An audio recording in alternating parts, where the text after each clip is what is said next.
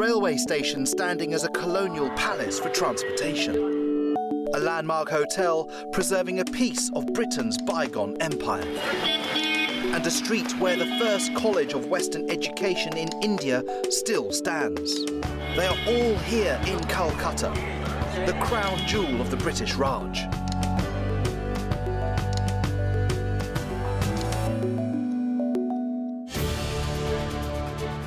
I'm Jason Pomeroy, an eco-architect and urban planner, and I'm passionate about great cities. I'm travelling to a series of great cities and finding out how old and modern architecture give each city its special character.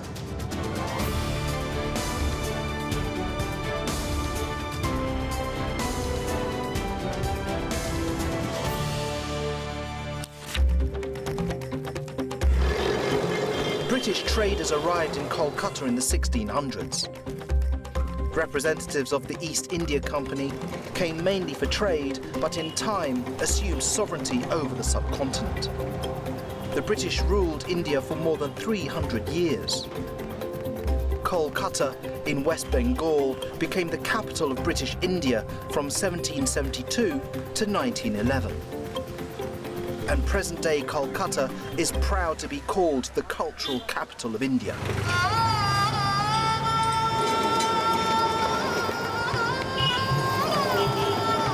I've arrived in Calcutta and already it's a bit of an assault on the senses, and I can see some of the landmarks that I'm so familiar with.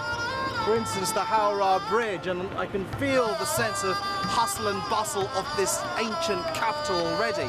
This is certainly going to be a very interesting exploration for me because I've always had such a love affair for India, and in particular there is a period in time of the British Raj. That legacy is what I want to explore in this city. Have they learnt lessons from the past? Have they adapted? And can we see those examples today? With a reputation as the country's curator of colonial architecture, Kolkata presents reminders of British rule at every turn.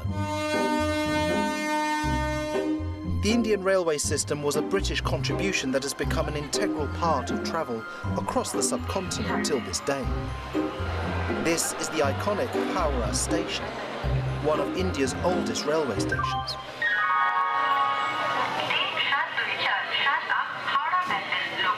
I think the noise and the throng of people is quite overwhelming.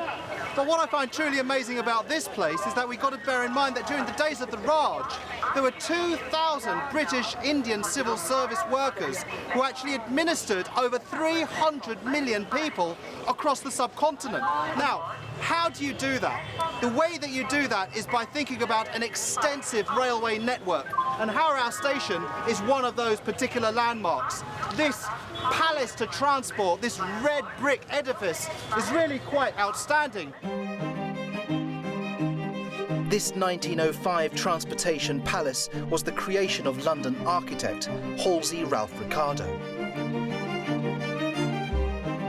Its Romanesque style alludes to medieval Europe. Clearly, the British Raj had invested a considerable sum to erect a structure of this magnitude to demonstrate their political might in the subcontinent.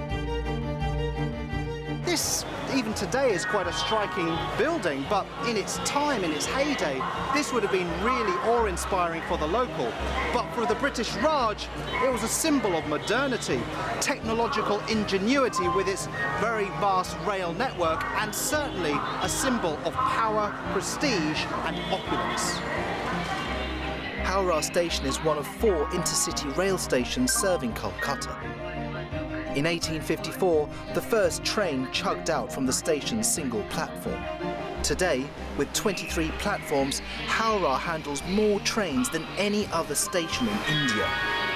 Human traffic congestion is a constant. But in this frenetic hive of activity, a familiar fixture has served as lodestar for those overwhelmed by the moving masses. This is the prominent Boro Gori, or Big Clock, of Howrah Station. It is the most popular rendezvous point since 1926, and I am meeting Jay Singh, a native of Kolkata here. Now tell me, I heard a rumour that this clock actually stopped. Is that true? Yeah, in 2010 it was out of order. The railway management put this in order. Okay. And today we find it's running. So we can synchronise our watches, and yes, it is telling the right time now. This is an electronic age, but this is almost 100 years old clock.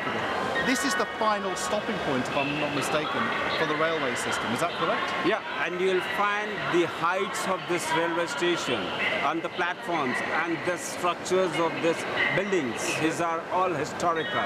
If you stay in these structures, you won't feel hot even in summers. It's remarkable, yeah. There's no air conditioning. Yeah, no and air it's conditioning. actually natural light. And I just love the sort of the vaulted roofs with the sort of the wrought iron. It talks a bit about the British legacy of bringing industrial materials here to create the rail network.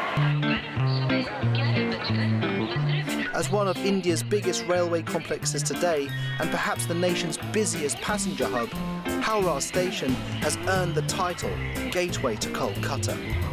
The chaos and cacophony certainly adds character to this hectic hub of arrivals and departures. The British Raj effectively left a long-lasting legacy in the transport system. This steel framework allowed not only Indian civil service workers to administer over 300 million people, but it allowed trade and commerce and motion throughout the subcontinent. Yeah, we take it for granted today. We can jump on a plane at any time to actually go overseas. But actually, this form of transport still serves 13 million people per day. So really, it's not just about transport. It is the legacy of the British infrastructure that they laid down here. And really, the Howrah Bridge is another great example. After the break, I examine an iconic cantilever up close and visit the playground of the British in Colonial Kolkata.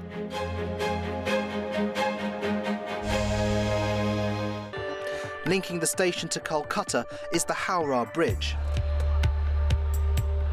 one of the world's longest cantilevers. It carries 100,000 vehicles and as many as 150,000 pedestrians a day. 26,500 tons of steel lend resilience that lets the span weather storms raging through the Bay of Bengal. This is Howrah Bridge, and this dates to 1943 when it was actually constructed to link Howrah and Calcutta. It is actually one of the main thoroughfares, and it's the third longest cantilevered bridge in the world. It really is quite a remarkable structure because it's 705 metres long, which is equivalent to lining up 10 jumbo jets, nose to tail. Howrah Bridge was seen as a farewell gift from the British to the people of Kolkata. It was the final major infrastructure built by the colonial masters before India gained independence in 1947. This structure is really the height of technological ingenuity. You have these wonderful trusses that are kind of zigzagging across the road. And what this effectively does, it gives us ample width to be able to provide 4 lanes of traffic and then a pedestrian thoroughfare either side for basically trade and commerce and workers to flow backwards and forwards all day long. This gets incredibly chock-a-block during the day, and I guess it's slightly quieter now because of the pouring rain. In 1965, Howrah Bridge was renamed Rabindra Setu, meaning Rabindra's Bridge, after the great Bengali poet Rabindranath Tagore. Kolkata experienced a period of prosperity as the capital of British India. As the wealthiest region of its time, Bengal attracted the East India Company when Britain began casting its trading net towards India. Kolkata naturally became its capital when the British ruled the subcontinent. The City of Joy still glitters with traces of colonial days, and the Oberoi Grand Hotel reigns at Kolkata's heart as a symbol of opulence. The hotel's lavish neoclassical style certainly drew British residents like bees to honey. Now, this is a welcoming sight. And I think if you're a homesick British colonial who had actually been months at sea and arriving here for the first time, or as a regular guest, this would almost be a slice of home. The hotel was once the private residence of Colonel Grand in the early 1800s, whose name incidentally describes the hotel's grandeur.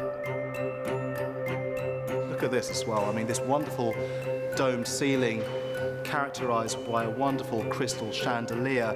This is a very, very lofty volume that has a wonderful viewing gallery from above.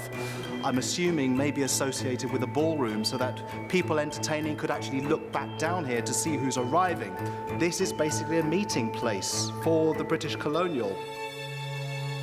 In the 1930s, hotelier Mohan Singh Oberoi bought what was then the Grand Hotel and added his name to its name. With only 2 hotels in the city at the time, the Oberoi Grand easily became the playground of the upper echelons. Tell me a bit about the history. So, the Grand Dame of the East, that's what it's called. It was built in 1890 by Aratun Stephen, a young Armenian who arrived into Calcutta then. Oh, that's wonderful. I mean, the Armenians have a heritage in hospitality. We see them in the Saki brothers, in Peninsula, Eastern Oriental, the Raffles, and also in Kolkata. But what I really want to know is what would it have been like for a British colonial who would be homesick? How would they have been entertained? Well, plenty of options. So let me take you to all the right places. That's perfect. Please. Thank you. At the Oberoi Grand, one can still taste bygone luxury originally arranged for Britons yearning for homeland comforts. What sort of things would have taken place here?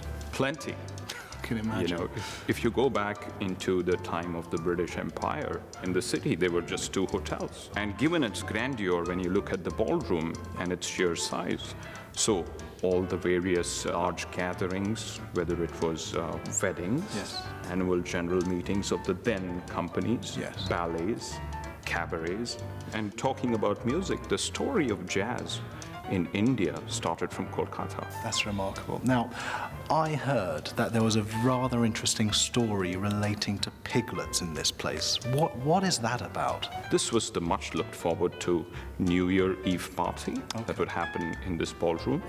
And a part of the function was that they would release 12 piglets. Wow. And mind you, whoever caught one would get to keep one. During World War II, the hotel continued to flourish. About 4,000 British soldiers were put up here, and they would party regularly. Today, guests can relive Kolkata's imperial heyday in this heritage hotel. You know, it's not hard to imagine that this place would have been filled with dignitaries and senators and very important individuals, part of the British colonial administration. But what I also find enjoyable is this little pocket garden that lies in the middle of the hotel. I could imagine that once upon a time, finely dressed memsahbs or ladies who lunch would have been out here enjoying tiffin or afternoon tea. That also is a British legacy that has been left behind, because today this hotel still wonderfully functions as a place of meeting and greeting, not only for dignitaries but also for the international traveller. When we return, I seek out reminders of British influence in the intellectual hub of Kolkata.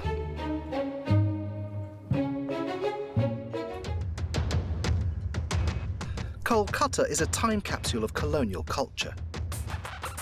This city was once the administrative headquarters of the British Raj and has elements of its colonial past deeply ingrained in many aspects of daily life. College Street in central Kolkata is an excellent example.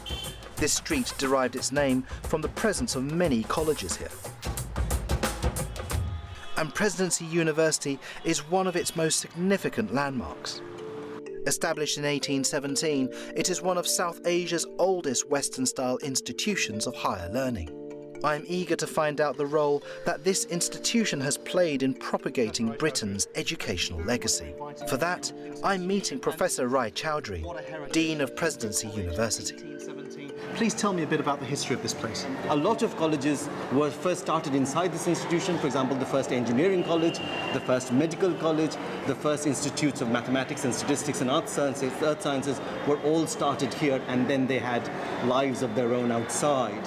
And then slowly towards the end of the 19th century, the research laboratories started here as well. The first physics laboratory in India, the first chemistry laboratory in India, all of that started here. Education was an effective tool for spreading the values of the colonial masters.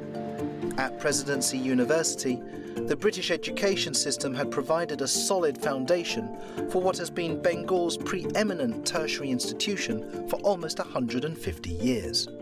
So, Prof. Rai Chowdhury, within these walls, what changes have we seen to the British education system over the years? Well, in the beginning, it all started with the classical subjects, liberal arts. It was used to educate the future bureaucrats and the diplomats of the country. So it'll be literature, some of the Indian languages, and things like history and the classics. The alumni of the college have distinguished themselves both nationally and internationally in various fields. One notable name is the eminent scientist, Jagadish Chandra Bose, who was responsible for the first ever generation of microwaves in a laboratory along one of these corridors.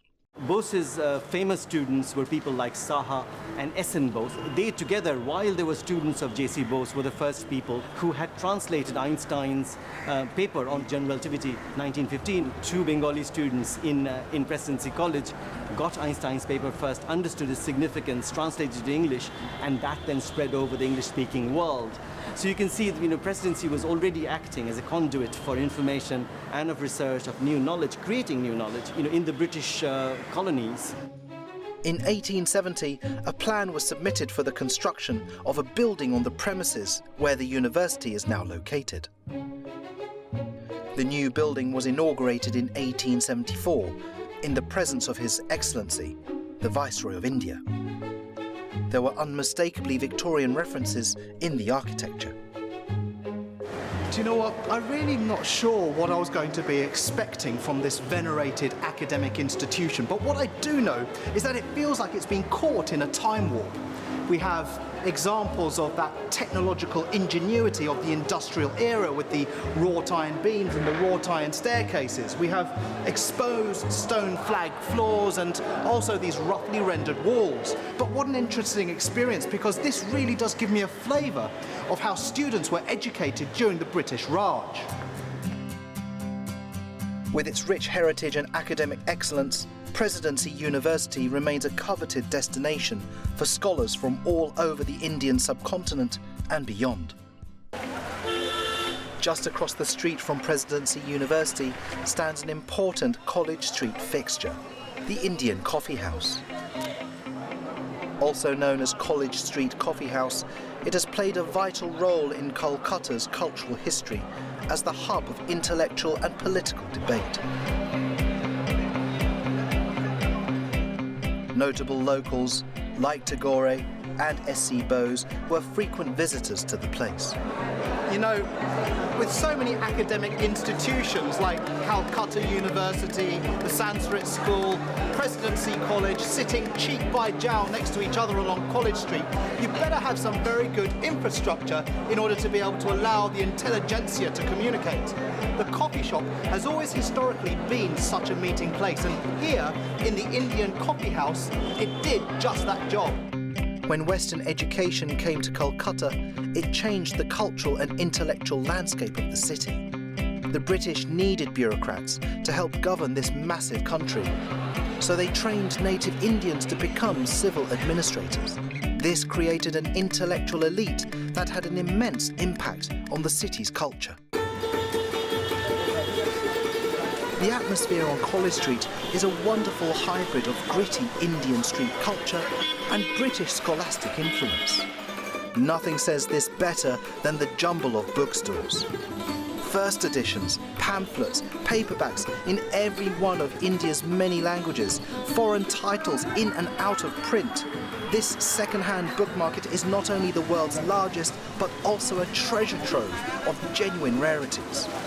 You know, when I was a student at Cambridge, I would spend many hours in bookshops, but nothing can actually prepare you for something like this. I mean, College Street is literally lined with bookshops, and here is a wonderful example that dates to 1886, and it has all the hallmark features. We've got the wrought iron staircases, the exposed beams, but even despite all the antiquated bookshelves, we do get a lot of modern literature. I mean, I can see Dan Brown's Da Vinci Code, but my personal favourite as an architect is Ayn Rand's The Fountainhead. Tell me a bit more about this place. My great-grandfather started in the year 1886. Wow. At that time, only on College Street, only 30 to 40 bookshops were there. Now, I think more than 10,000 bookshops are in College Street. That is remarkable. So we have witnessed 2 world wars, the First and Second World War. Today, the British come as tourists, not overlords. But their influence is indelible, not only in the bricks and mortar, but in different aspects of Kolkatan life. You know, it feels like almost a perfect setting to be finishing at the Victoria Memorial, this remarkable gleaming white edifice created out of marble at the time of one of the most flamboyant viceroys, Lord Curzon. It's a fitting tribute to the opulence and dynamism and also the confidence of the British Raj. What we need to bear in mind is that this goes beyond economic exploitation of the East India Company. This was the time of the British Raj that sought to try and create a steel framework around India. And that for me is quite remarkable. They were able to do that through the railway system, through centralised administration and through an advanced educational system that would create future leaders and also dignitaries and also political figures. While I may have found a British legacy in India, it does actually leave me with a burning question. What about those civil servants who eventually went back to Great Britain? We can talk about a British legacy in India, but did they not have stories to tell back home? Perhaps we should also consider not just the British legacy in India, but the Indian legacy in Great Britain.